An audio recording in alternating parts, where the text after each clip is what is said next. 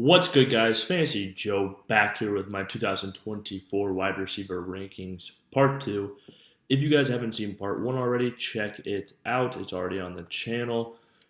But if you haven't hit that subscribe button, make sure you hit that because I already put out my running back rankings. Part one and part two are already out on the channel. Mock drafts every Monday. Ton of other content. Fantasy league winners, players I target in every draft, sleepers, busts, values, all that stuff that you're going to need to beat your friends and family in fantasy football. Hit that subscribe button and let's dive into it. Hit that like button as well and hit me up in the comments. So we talked about these top 10 wide receivers already, so let's get kicked off here with number 11, Brandon Aiyuk.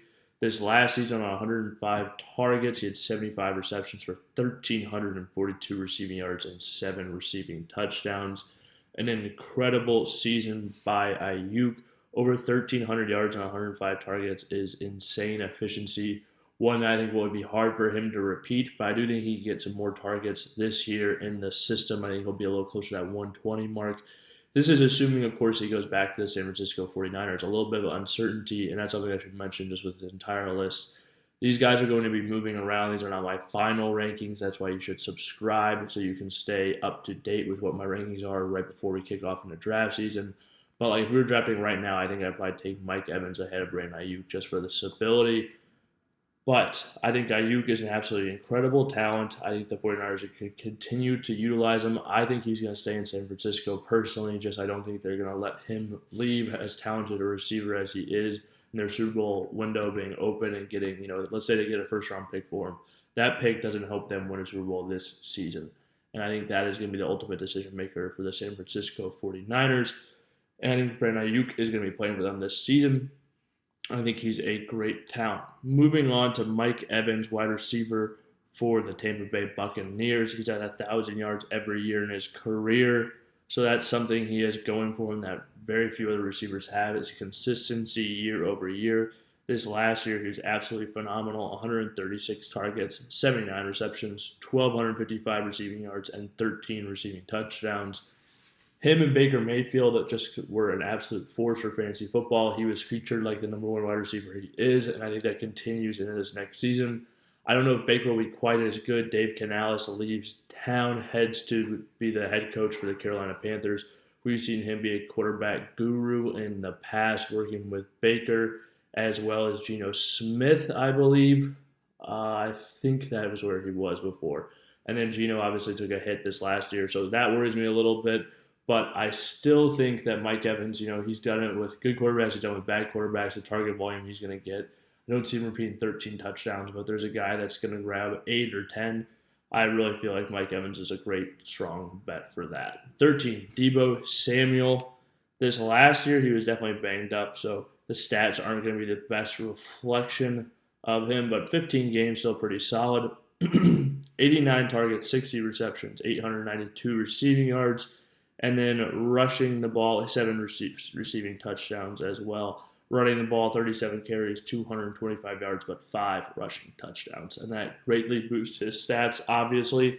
Deebo looked like himself to me when he was on the field last year, and that's why I have him so high in my rankings. Honestly, I don't know if I could really pull the trigger on Deebo where he would go in a draft. I honestly don't love all these wide receivers between about the 11 and 14 range.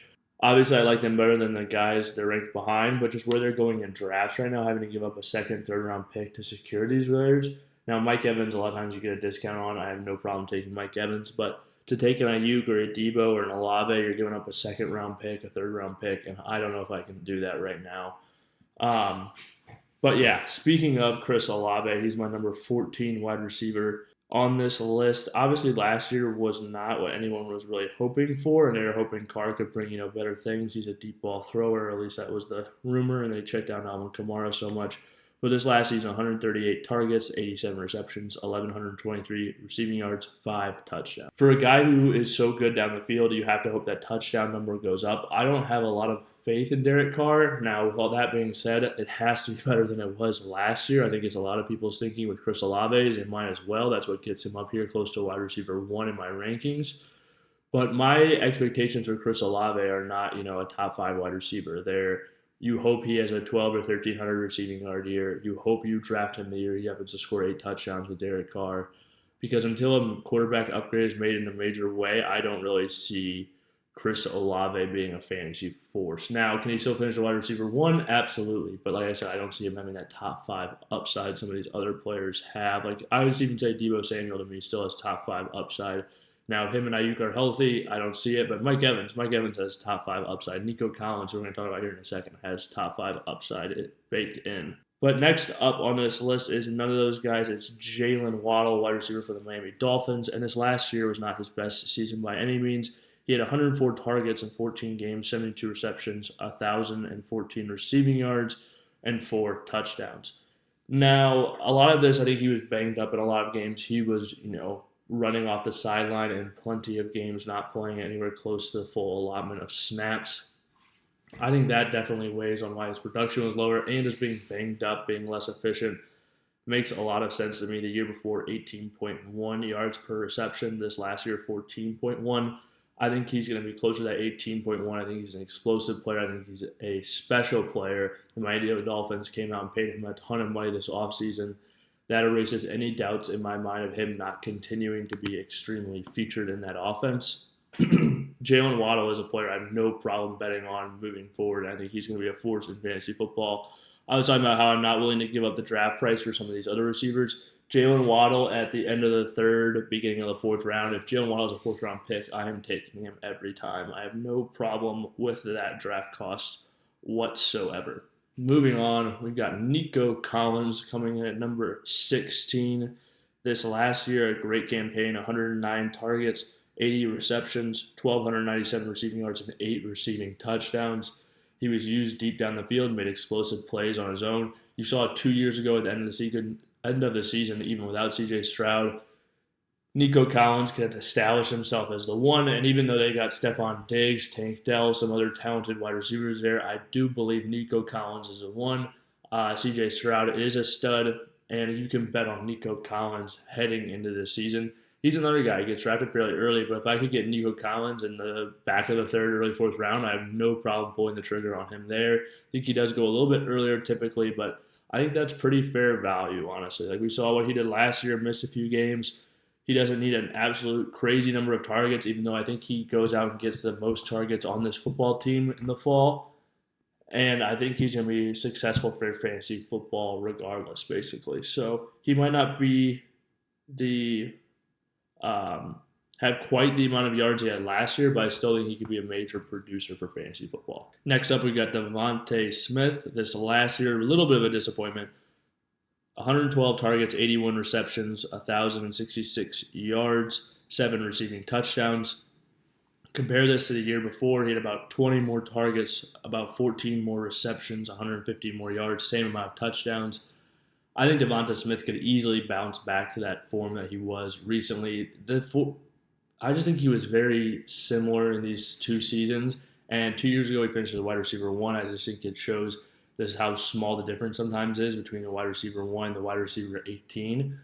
That range, how close that points per game margin can be sometimes. But I bet on DeVonta Smith heading into this next season. Another guy that came out, got paid again by his team, or for the first time for him. But A.J. Brown's there. He's not going to be the one in this team, but he's still a guy who can get it. I project him for 120, 125, or I'd say 120 to 130 targets. And if he gets that type of volume, he's a good enough receiver to make it happen and be a guy that goes out and catches, 7, 8 touchdowns, has close to 1,200 yards, 90 receptions, and is a fantasy football force. This next guy is not as safe as a DeVonta Smith, but he offers incredible upside that Smith does not have. DK Metcalf, 119 targets this last year, 66 receptions, 1,114 receiving yards, 8 touchdowns. Now, the reason I say this, DK Metcalf is the number 1 receiver on the Seattle Seahawks. He gets a ton of targets in the red zone just compared to the entire league. He finishes in the top in that stat every single year. That's a major reason why he has so much upside. He's an explosive player as well. 2 years ago, he had 141 targets. This last year, 119. I think he'll get 130 or more targets. And when you get that quantity of targets, you're as explosive a player is, and you're going to get red zone targets, that is a guy I will bet on. And I think he's a good receiver, obviously. And I think Geno can have a better season than he did last year. And if that happens, DK Metcalf can be really good for fantasy football. And where you're getting him in the fourth round, midway through the fourth round, I think he has a great value and one that I would definitely be willing to take. Okay, let's check out this next guy. We've got Michael Pittman Jr.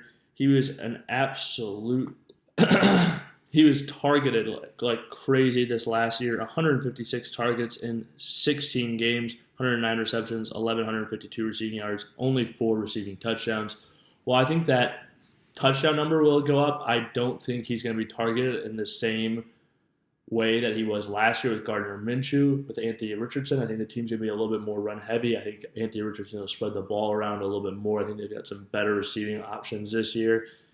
Now, is Michael Pittman Jr. the one on this team? Absolutely. But if those touchdowns come up from 4 to 7 and he has 1,000 or 1,100 yards, he's not going to be, a league-winning type of player. Now, if he can get to that 10 touchdown mark, he's got 1,300 yards now. That's a different story. But just like I said, with Anthony Richardson being in town, I don't see him having that same type of upside. That said, I think he's a very solid receiver. If you have him as your wide receiver 2, I think you should feel really good about your football team. Drake London this last year, not the type of season you hope for. Obviously, I'm not going to bring up the stats. But this year, he's a talented wide receiver. He's got size. He's got good route running ability for how tall he is. And Kirk Cousins coming into town, a major upgrade to the quarterback position, even off the torn Achilles. And let's say Kirk Cousins, let's say something goes wrong with him. Michael Penix is a built-in backup option. Very few wide receivers have that good of a backup auxiliary plan, basically, in case of an injury. That helps me on the Drake London side.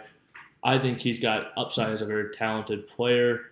Honestly, looking at this list, I wanted to put him, because I think I have Drake London even lower compared to the field. And now that I'm just looking at it, thinking out loud, I think I might move Amari Cooper above him. Cooper this last year was very good when Deshaun Watson played, contrary to popular belief. And just overall, he had a fantastic season. In 15 games, he hit on 128 targets. He had 72 receptions, 1,250 receiving yards, and 5 receiving touchdowns. And if you watched him last year, he had a receiving touchdown that was absolutely stolen from him. It was about a 60-yard play. Tack that on, he would have an even better season. But Amari Cooper was just really good for fantasy football last year. He's heading to his age 30 season. The Browns are likely going to have to pay him some more money as well. I just think he's really good. I think he's going to be the number one guy on that team in terms of targets. Jerry Jeudy doesn't scare me away. Njoku doesn't scare me away. And Deshaun Watson is going to throw the ball to him. Now, how good is Deshaun Watson going to be? We'll see. But still, I think that it will be more than enough for Amari Cooper to be successful in fantasy football again this season. Cooper Kupp this last year missed a bunch of games. Obviously, Puka Nacua broke out in a major way. And Kupp is always an injury risk. But when he's on the field and healthy, he's still a massive threat in the red zone. A guy who could easily go out there and catch 10 touchdowns. I think he's still going to have 1,000 yards or more. He's a great receiver. I think if you look at when he came back from injury the first time before he injured his ankle or re-injured his ankle, he was very successful on the field for fantasy football, for the Rams just in general. I think he's going to be much closer to that version of himself. And people talk about him being in the Robert Woods role now. I think he is going to fill that number 2 role, but I think he's going to be featured far more than typical number 2s. He's a guy who can, get 10 targets a game still with Puka Nacua having his role. And with how good Cooper Kupp is, I think he's still going to be very successful for fantasy football. And where you can get him in the 5th round of drafts, I love taking him there. T. Higgins, another guy that was banged up this last year. Also, his quarterback, Joe Burrow, missed a lot of games. T. Higgins is playing for a contract, a guy who, a lot of his career has come up in like 1,108 type of receiver. I see him this year closer to 1,210 type of guy, maybe 1,300 even. 1,300 is probably a little excessive, but let's say 1,200, 1,250 receiving yards, 8 to 10 receiving touchdowns. I think is one of the realm of possibilities for T. Higgins. And like I said, I think he's going to be motivated to come out there and earn that bag, show how elite of a receiver he is. Another guy's going there the 5th, 6th round. I'm snagging that up. I think in draft season he'll end up going higher. But just a name to continue to monitor. DJ Moore this last year was absolutely phenomenal. Reason I have him a little lower on my list, Keenan Allen comes to town. I think the ball's just going to get spread around a little bit more. And although DJ Moore is a great wide receiver, I just think with the rookie quarterback, probably not going to throw a ton of touchdowns and way more target competition in the terms of Keenan Allen, Roma Dunze, the guy Caleb Williams wanted them to draft. I think it's going to be a little tougher for him.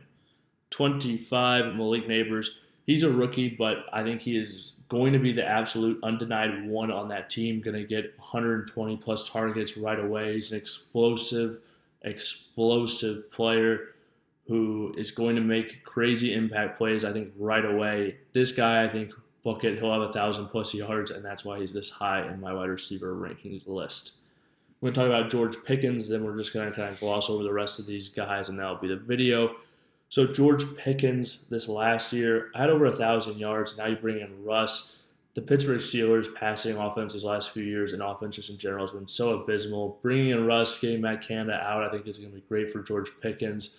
We've also seen Deontay Johnson leave town in that trade to the Carolina Panthers. That opens up even more targets for George Pickens, who I think is going to be featured this year. I think he's going to be good for fantasy football. I think Russ is a major upgrade over Kenny Pickett. And I think all the arrows are pointed up for him, really. Coming off a 1,000-yard season, I think he can do easily that again, and I think he's going to catch a lot more touchdowns with Russell Wilson at the helm of that Steelers offense. And then here's a look at the guys I have left on the list just to give you a look. Thank you guys for watching this video. Like I said, hit that subscribe button, hit that like button. If you have any questions or comments, throw them in the comment section down below. I'll respond as always. All that stuff really helps out the video. And if you want to beat your friends and family in fantasy football, I've said it once, I said it 1,000 times. Hit that subscribe button. This is Fantasy Joe. See you guys next time.